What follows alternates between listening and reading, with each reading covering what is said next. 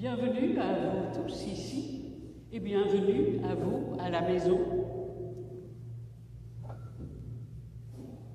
La paix soit avec vous. La paix de Dieu le Père qui nous a créés.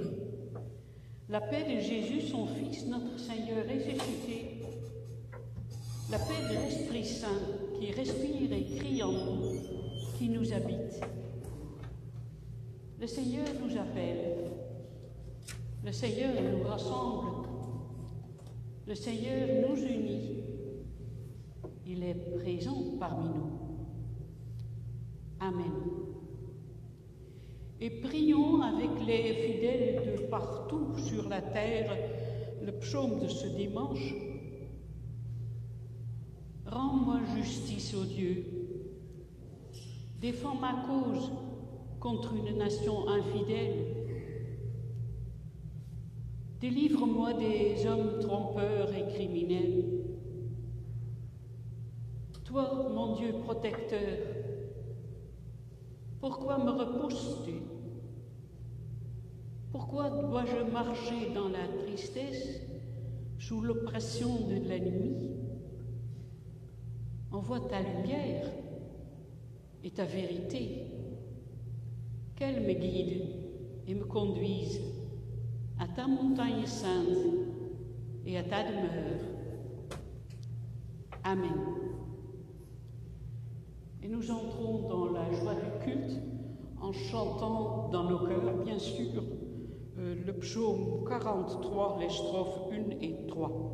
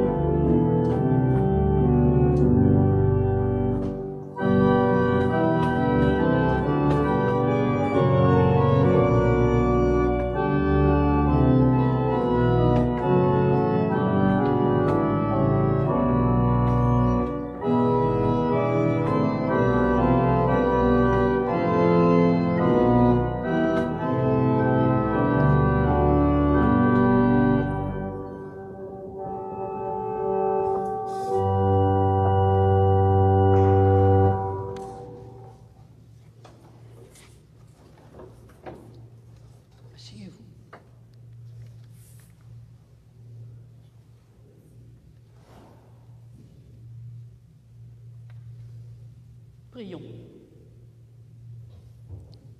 Seigneur notre Dieu, nous te demandons de tourner ta face vers ceux qui souffrent de la Covid-19. Aie pitié des malades physiques ou psychiques, et aussi de tous ceux qui sont devenus les victimes économiques. Et nous te prions spécialement pour les pauvres du tiers-monde qui, par la Covid, n'ont plus à manger, qui n'ont plus de travail, qui n'ont plus d'espoir. Nous demandons ta miséricorde pour toutes les victimes du changement du climat et spécialement pour ceux et celles qui souffrent d'une catastrophe de la nature suite à l'échauffement de la terre, les inondations, la sécheresse.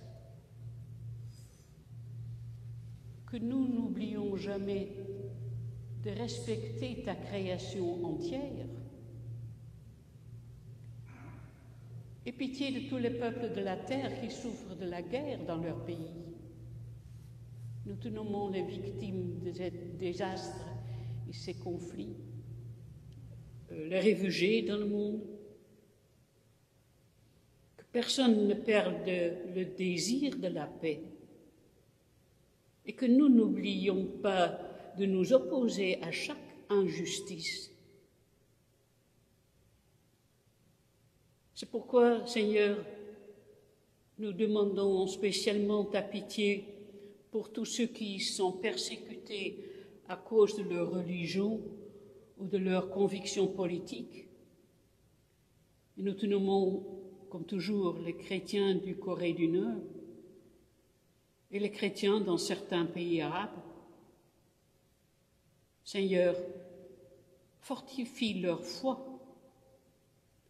car nous savons que toi, tu es miséricordieux, que tu entends la prière de tes enfants, aujourd'hui et demain et en toute éternité. Amen.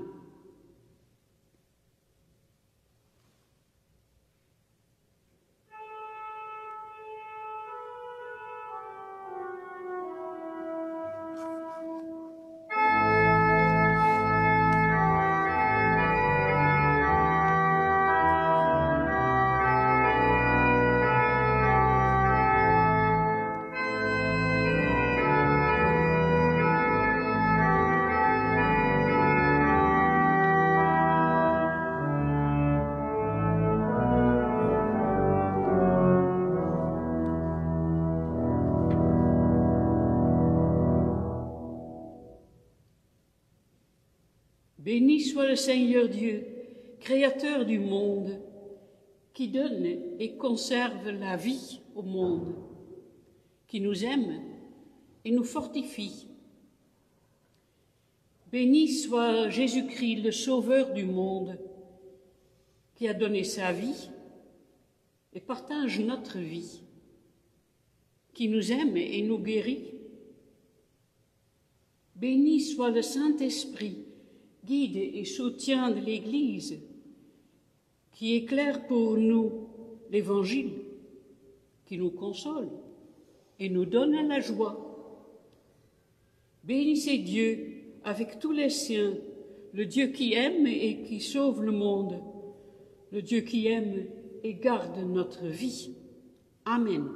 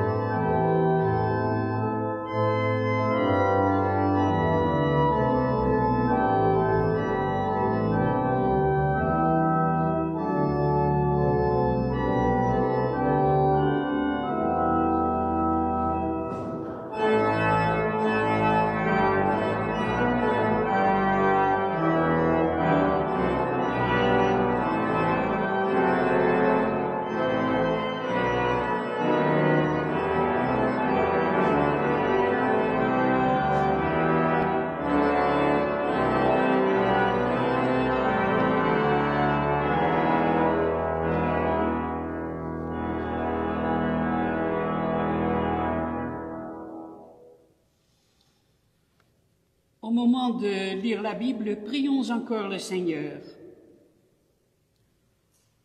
Ô Dieu notre Père, tu viens à nous dans la nouveauté et nous allons vers toi avec nos habitudes. Tu viens à nous dans la vérité et nous allons vers toi avec nos illusions. Tu viens à nous dans la sainteté et nous allons vers toi avec nos lâchetés. Donne-nous, Seigneur, la joie de découvrir ton chemin en Jésus-Christ ressuscité. Il nous conduit vers toi pour vivre par ton esprit l'amour qui défie les siècles. Amen.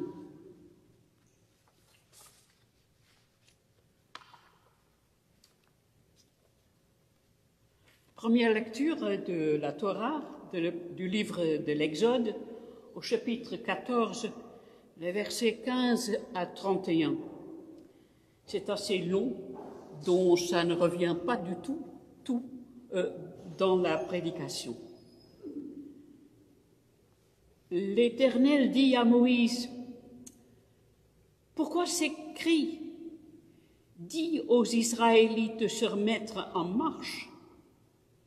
Et toi, lève ton bâton, tends ta main sur la mer et fends-la. Ainsi les Israélites pénétreront au milieu de la mer à pied sec.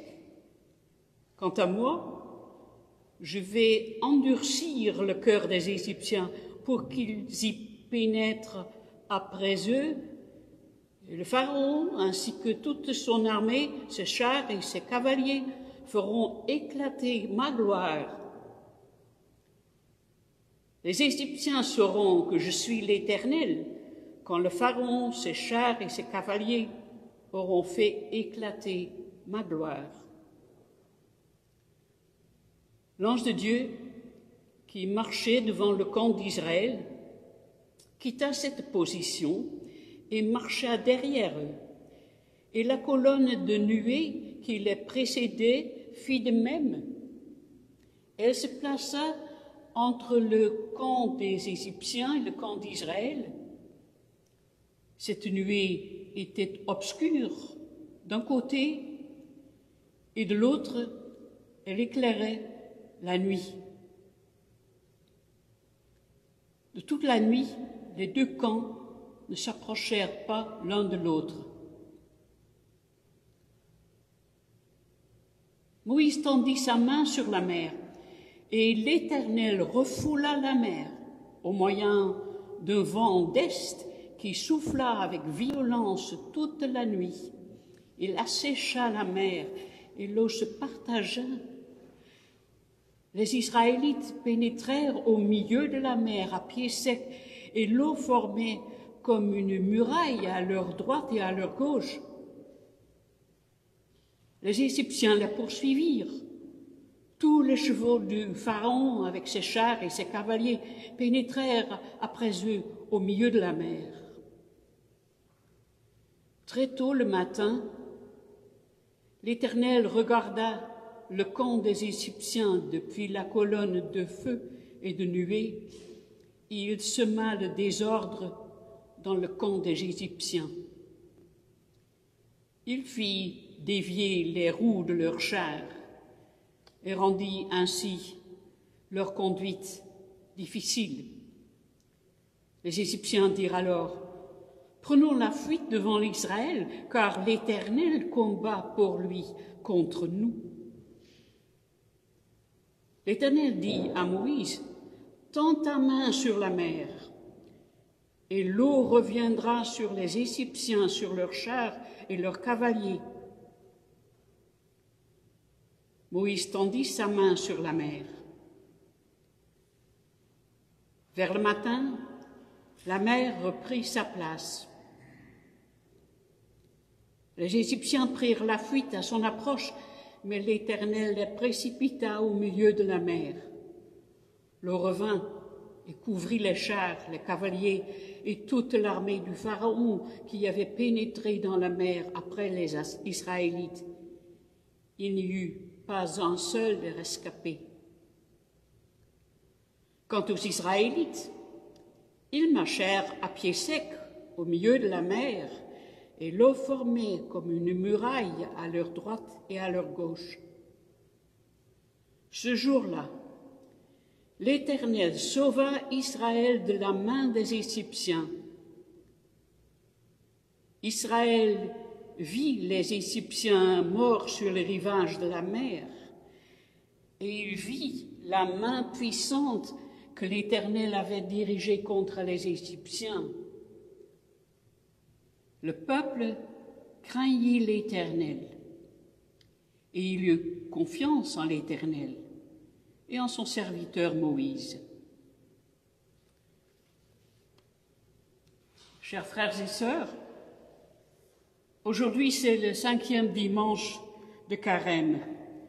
Le nom au latin est Judica, rends-moi justice, du psaume 43, le premier verset. Et rendre justice, ça veut dire aussi probablement passer un jugement. Et nous venons de lire une histoire de jugement.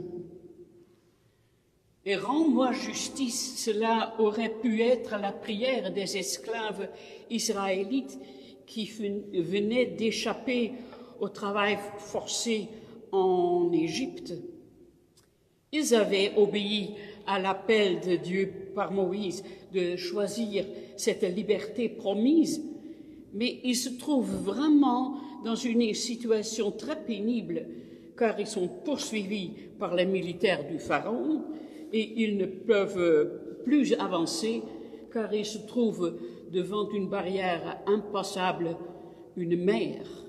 Ils sont arrivés au bord de la mer Rouge. Ô Seigneur notre Dieu, rends-nous maintenant justice.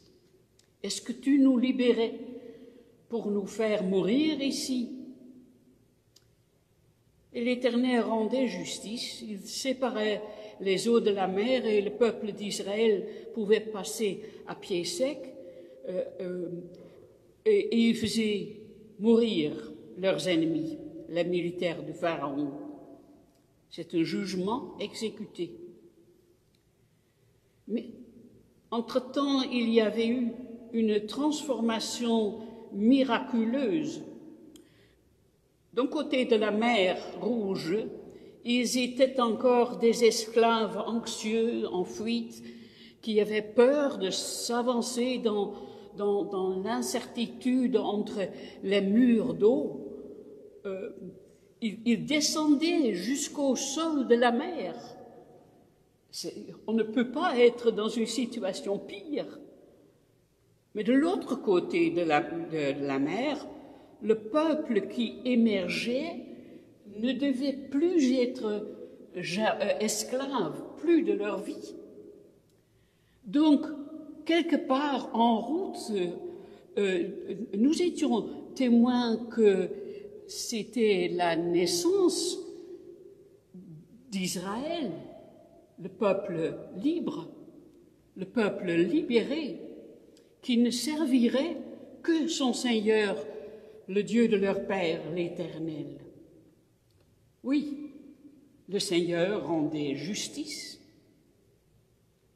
et le peuple craignit l'Éternel, et il eut confiance en l'Éternel et en son serviteur Moïse. Ils avaient passé par le jugement. Alors j'aime réfléchir encore un peu avec vous sur ces deux questions que l'on se pose presque automatiquement en lisant cette histoire. Première question, pourquoi tous ces Égyptiens devaient mourir? Et la deuxième question, quelle réalité peut-on associer au miracle de la séparation des eaux? Alors la première question, pourquoi les Égyptiens devaient mourir? Je viens de dire quelquefois que Dieu rendait justice. Mais est-ce une action juste de libérer un peuple en massacrant un autre? Et cette observation qu'il y avait tant de morts, amenait beaucoup de gens à parler du Dieu de l'Ancien Testament comme d'un Dieu cruel et vindicatif, qui ne ressemble guère au Dieu d'amour du Nouveau Testament, le Père de Jésus, car vous vous souvenez que Jésus nous disait de prier pour nos ennemis, pas de les tuer. Dieu n'aurait-il pas pu libérer son peuple sans tuer tous ces Égyptiens? Et la question est aussi vieille que l'histoire. Parmi les midrashim, les petites histoires que les rabbins racontaient pour expliquer les notions difficiles de la Torah, il y a un midrash qui nous en parle. Ce midrash décrit la cour céleste de l'Éternel. Les anges avaient regardé le miracle du passage d'Israël à pied sec et leur arrivée sains et saufs au rivage est de la mer, et ils veulent entamer un chant de louange dans les cieux. Mais l'Éternel les arrête en disant « Comment? Vous voulez chanter lorsque mes enfants, les Égyptiens, viennent de mourir ?» Alors ce midrash montre que l'Éternel, notre Dieu, n'a pas tué les Égyptiens par cruauté ou vengeance, mais que leur mort était la conséquence inévitable de rendre justice à son peuple. Le but de toutes les actions de Dieu était toujours la libération des opprimés. D'ailleurs, peut-on prouver que tous les Égyptiens furent tués? N'est-il pas lié à la narration du miracle que l'on exagérait le drame pour donner plus d'importance aux actes libératrices de Dieu? Autrement dit, si vous reprochez l'Éternel d'avoir tué les Égyptiens si cruellement dans les eaux qui ont repris leur place, vous prenez littéralement qu'il y avait de véritables murs d'eau qui, après le passage des Israélites à pied sec, recoulaient. Probablement, c'est vraiment de notre temps que l'on se concentre, un peu de tunnel, sur les côtés noirs ou cruels de Dieu. Donc moi, je préfère le Midrash avec une conclusion prudente que si on rend justice à une partie, il y a la possibilité que l'autre partie ne sera ni content ni sauvé. Mais on peut toujours avoir de la compassion. Et cette réflexion nous mène à la deuxième question. Peut-on expliquer le miracle du partage des eaux? Quelle réalité est exprimée dans cette narration? Le texte lui-même nous propose une sorte d'explication scientifique du miracle. L'Éternel refoula la mer au moyen d'un vent d'est qui souffla avec violence toute la nuit. Il assécha la mer et l'eau se partagea. Probablement, cela était réaliste, réalisable, pouvait arriver. Mais moi, je préfère voir ce miracle comme la deuxième dans une série de 3 miracles comparables qui sont essentiels dans l'histoire du salut d'Israël et du monde. Premier miracle, Genèse 1 nous présente la confession de foi concernant la création.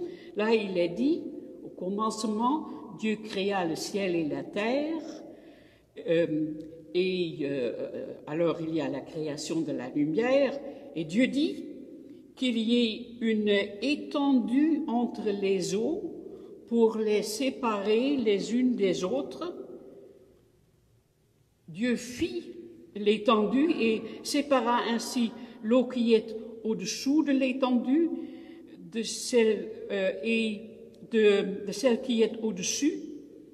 Cela se passa ainsi, et Dieu appela l'étendue ciel.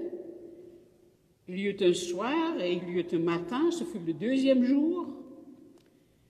Et Dieu dit que les eaux qui sont au-dessous du ciel se rassemblent à un seul endroit et que le sec apparaisse. Et cela se passe ainsi. C'est la création du ciel et de la terre, le sec. Vous voyez la ressemblance?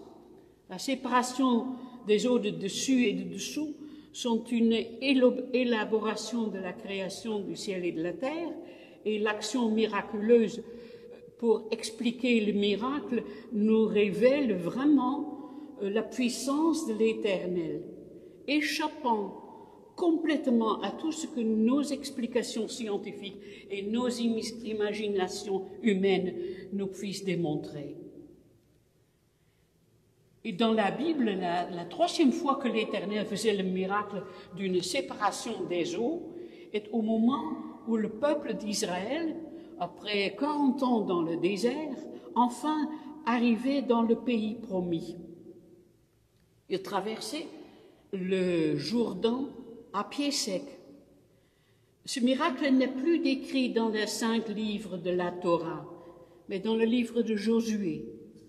Et c'était le moment où les Israélites commençaient leur vie historique, c'est-à-dire après les 40 ans dans le désert, ils sont équipés pour toute responsabilité humaine, pour former des communautés de justice et de paix, selon la Torah, en obéissant à leur Dieu, en mettant en pratique la Torah, toutes ces règles de vie que l'Éternel leur avait données. Ce que je veux dire, 3 fois l'Éternel faisait la séparation des eaux. Première fois à l'origine pour créer la terre et la possibilité que l'homme vive sur cette terre. La deuxième fois pour la naissance de son peuple, dont nous rappelle toujours la fête de Pâques, et la troisième fois pour faciliter les Israélites d'être indépendants des hommes à l'image de Dieu, responsables d'eux-mêmes et responsables de faire ce qui est juste, capables de montrer aussi au monde ce qu'est la vérité de la parole de l'Éternel. Voilà pourquoi, à mon avis, il est moins intéressant de comprendre comment le miracle du passage de la mer Rouge fut effectué. Il y a des beaux films pour nous aider à l'imaginer. Il est important que nous en comprenions la signification. C'est la naissance du peuple d'Israël que l'Éternel a rendu justice pour qu'Israël garde pour nous tous ces récits sur la puissance de l'Éternel, sa main forte, et pour qu'Israël nous montre toujours ce qu'est de faire la justice et d'aimer la miséricorde et de marcher humblement avec notre Dieu. Frères et sœurs, je termine cette première partie de la méditation et je vous promets que la deuxième partie sera plus courte. Maintenant, nous écoutons le jeu d'orgue.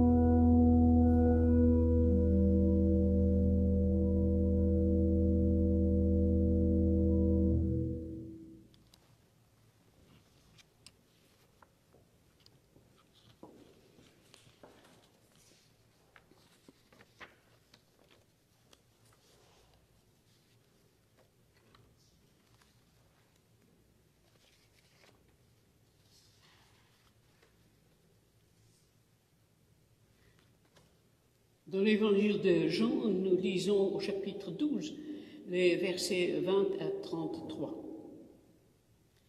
Il y avait des non-juifs parmi ceux qui étaient montés pour adorer pendant la fête. Ils s'adressèrent à Philippe, qui était de Bethsaïda, en Galilée, et lui demandèrent « Seigneur, nous voudrions voir Jésus. » Philippe alla le dire à André, puis André et Philippe le dirent à Jésus. Jésus leur répondit « L'heure où le Fils de l'homme va être élevé dans sa gloire est venue. En vérité, je vous le dis, si le grain de blé tombé en terre ne meurt pas, il reste seul, mais s'il meurt, il porte beaucoup de fruits. Celui qui aime sa vie la perdra, et celui qui déteste sa vie dans ce monde la conservera pour la vie éternelle. Si quelqu'un me sert, qu'il me suive. Et là où je suis, là aussi sera mon serviteur. Si quelqu'un me sert, le Père l'honorera. Maintenant, mon âme est troublée. Et que dirais-je? Pierre, Père, délivre-moi de cette heure. Mais c'est pour cela que je suis venu jusqu'à cette heure. Père, révèle la gloire de ton nom. Une voix vint alors du ciel. J'ai révélé sa gloire et je la révélerai encore.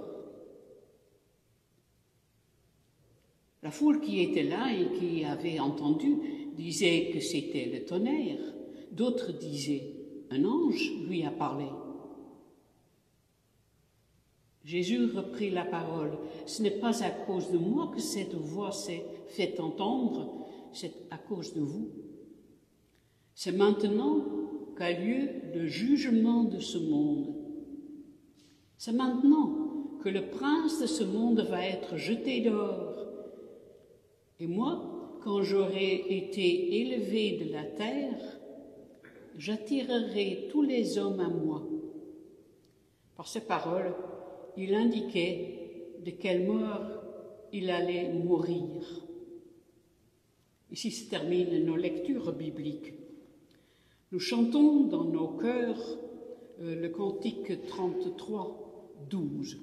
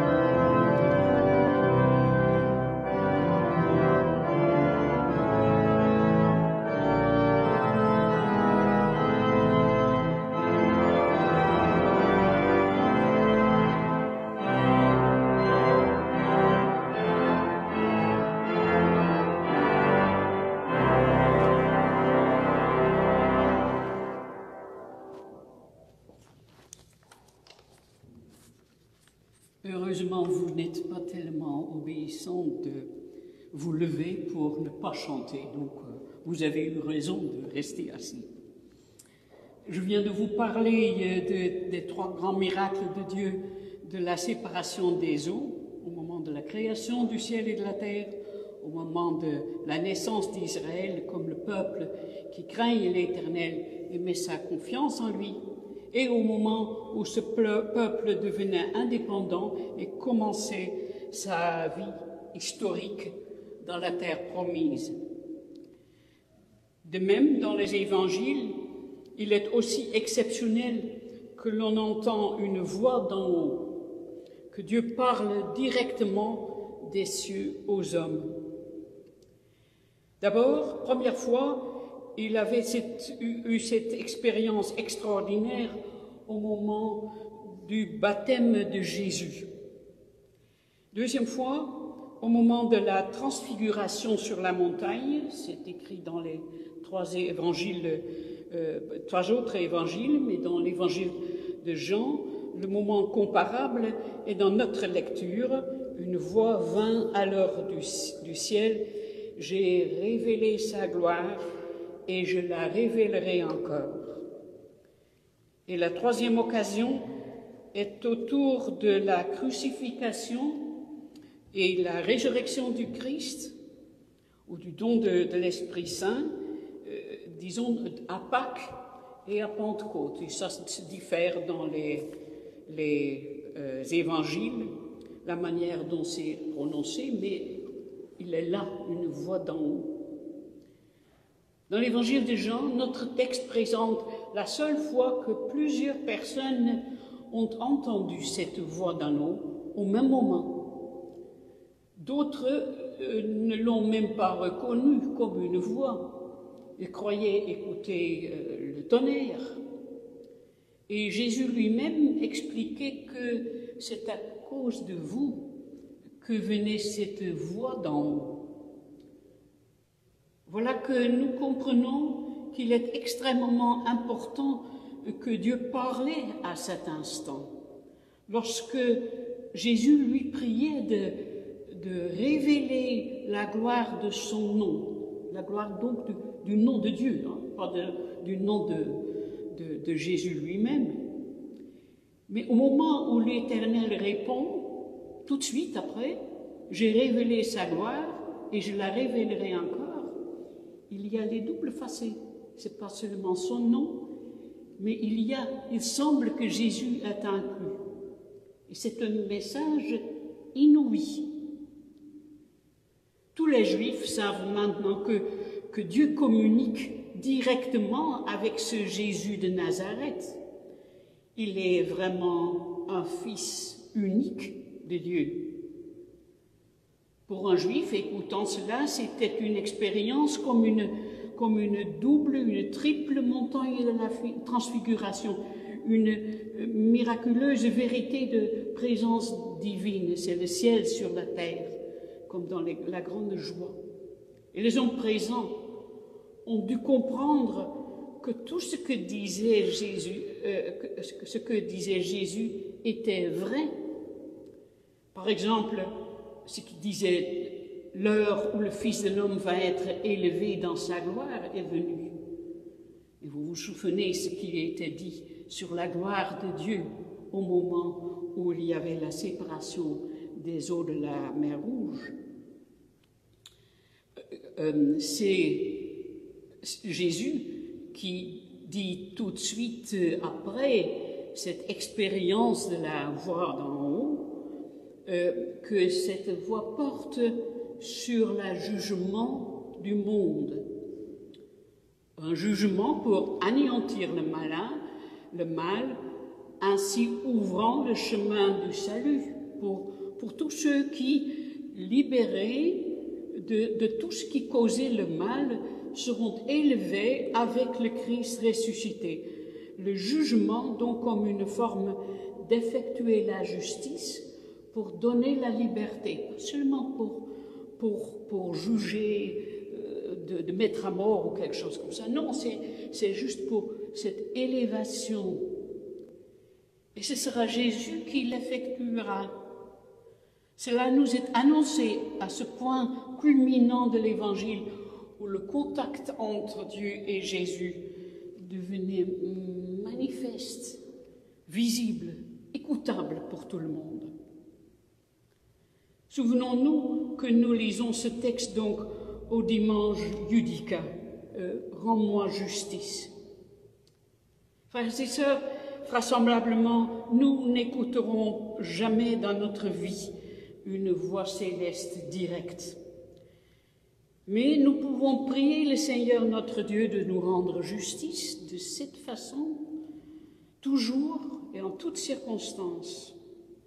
Aussi de nos jours, avec les soucis de la Covid-19, physiquement, économiquement, mentalement, prions que Dieu rende justice à tous ceux qui souffrent, surtout pour le peuple du tiers-monde.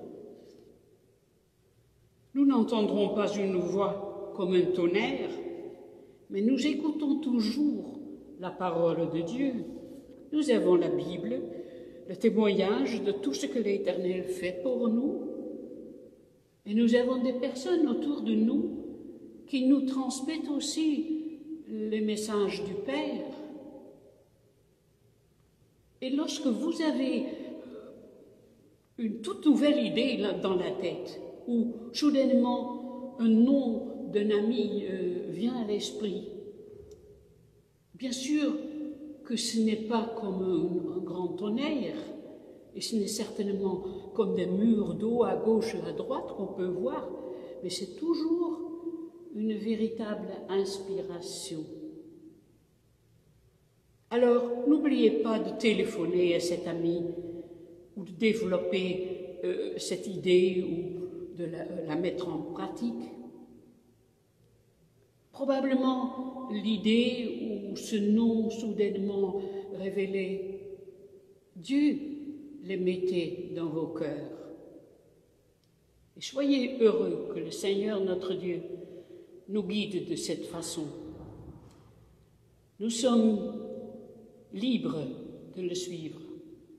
Nous sommes libérés pour le suivre, de répondre aux appels, de faire ce qui est juste. Et si nous écoutons bien, et si nous disons de temps en temps « merci », nous glorifions le Seigneur par notre obéissance et nous saurons que l'Éternel nous rend justice aujourd'hui et demain et en toute éternité. Amen.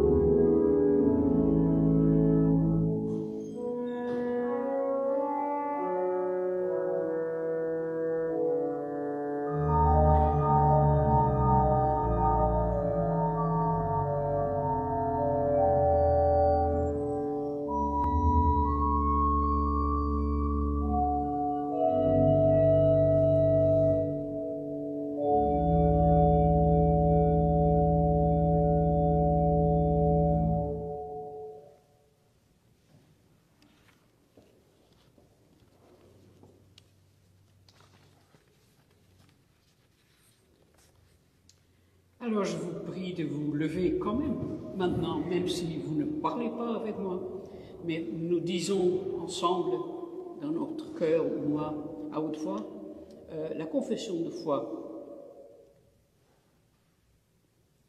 Je crois en un Dieu Père, dont la parole soutient la vie des hommes et oriente leur histoire. Il est leur vie. Je crois en son Fils, né parmi les pauvres, lumière dans notre nuit, premier-né d'entre les morts. Il est vivant. Je crois en l'Esprit Saint qui nous fait naître à la vie de Dieu, qui anime le combat pour la justice et qui nous conduit dans l'espérance. Il est la force qui fait vivre. Je crois la Sainte Église universelle, messagère de la bonne nouvelle qui rend libre. Elle nous enfante à la vraie vie. Je crois la résurrection dans l'imminence d'un monde nouveau, où Jésus-Christ notre Seigneur sera tout en tous. Amen.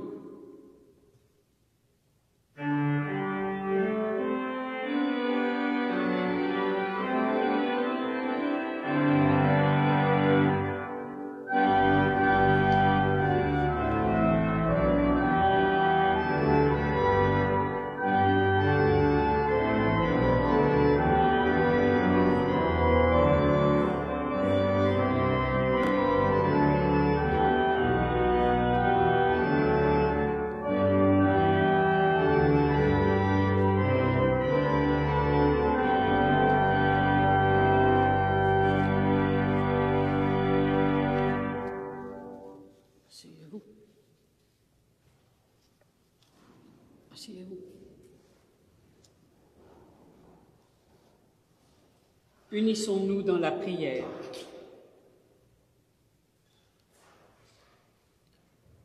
Seigneur, nous remettons à ta compassion et à ton amour tous ceux qui souffrent de la Covid-19 dans leur corps ou dans leur esprit, les victimes économiques.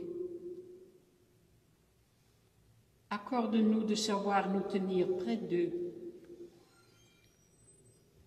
Nous remettons à ta sagesse et à ton amour les chefs des peuples afin qu'ils recherchent la justice et la paix. Fais de nous des ouvriers de paix. Nous remettons à ton inspiration et à ton amour les artistes et les savants afin qu'ils cherchent le vrai secret et disent le vrai désir de ta création. Nous remettons à ta grâce et à ton amour tous ceux que tu confies toi-même à notre amour et à notre prière, tous ceux que nous aimons et tous ceux que nous n'arrivons pas à aimer, tous ceux avec qui nous travaillons. Accorde-nous de les aimer aussi en ton nom.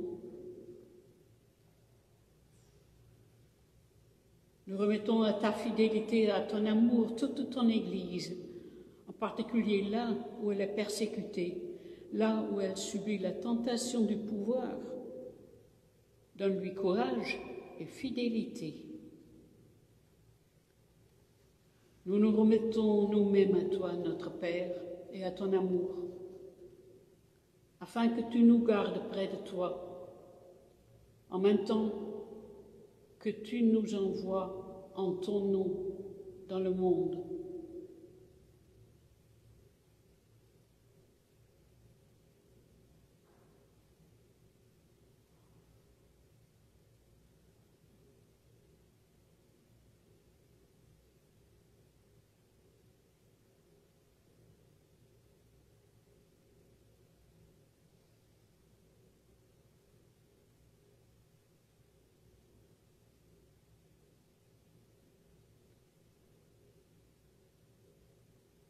Et ensemble nous disons, notre Père qui es aux cieux, que ton nom soit sanctifié, que ton règne vienne, que ta volonté soit faite sur la terre comme au ciel.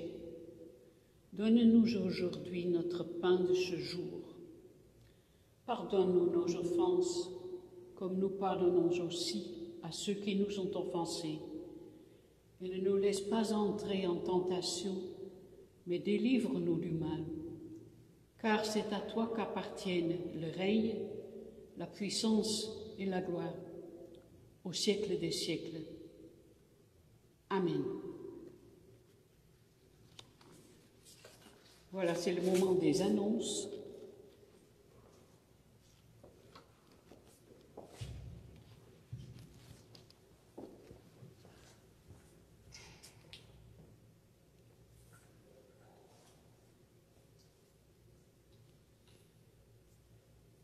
Les annonces pour les dimanches qui viennent. Les cultes tout d'abord. Dimanche prochain, 28 mars, culte des rameaux sera présidé par notre pasteur Armand Hout. Le 2 avril, le culte du Vendredi Saint sera également présidé par notre pasteur. Je précise que le culte du Vendredi Saint aura lieu à 19h, vendredi 2 avril. Nous avançons l'heure en tenant compte, évidemment, du couvre-feu. Le 4 avril, culte de Pâques, présidé par notre pasteur, à 10h30, comme chaque dimanche. Pour dimanche prochain, n'oubliez pas de tenir compte de l'heure d'été. Nous allons avancer une pendule. Pour la collecte, nous avons dématérialisé la collecte. Vous pouvez donc utiliser le petit QR code et faire grâce à Gift un don, ou alors directement sur le site de l'Église. Après le culte, nous n'avons pas de café fraternel par sécurité, mais nous avons des musiciens qui sont devant l'entrée, qui nous feront un café musical.